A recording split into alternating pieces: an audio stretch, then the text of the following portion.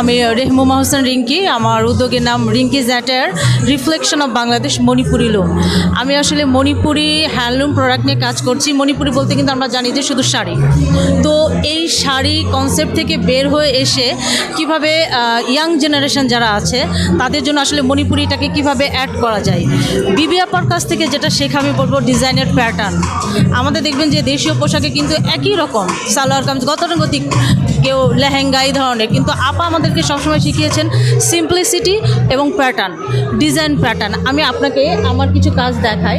যেমন আমি এখানে এসেছি, এখানকার আসলে এদের টেস্ট কেমন সেভাবে কিন্তু আমি ডিজাইনটা করে এনেছি।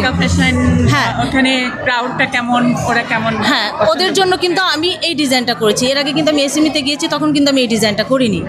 সো এই যে সিম্পল এই সেন্সটুকু আপার কাছ থেকে আসলে পাওয়া, প্রত্যেকটা এটা কিন্তু এই যে মণিপুরি ম্যাটেরিয়াল দিয়ে করা, প্রত্যেকটা জায়গায় আমি মণিপুরি নিয়ে এসেছি।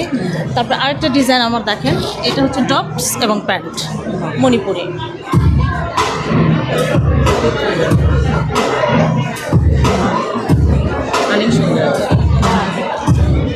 আরেকটা ডিজাইন দেখায়, এই যে এটা হচ্ছে টিউনিক। আপা আমাদেরকে আসলে খুবই সূক্ষ্ম সূক্ষ্ম জিনিস দেখিয়েছেন, শিখিয়েছেন। আপনার হচ্ছে ওই যে আমি বলছিলাম সিম্পলিসিটি এবং কাজের ফিনিশিংটা।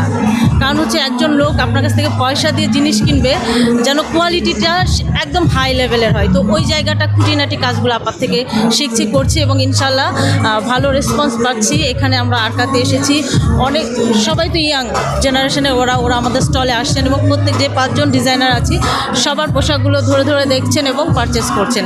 তো এটা আসলে অনেক বড় পাওয়া আমাদের জন্য। ধন্যবাদ।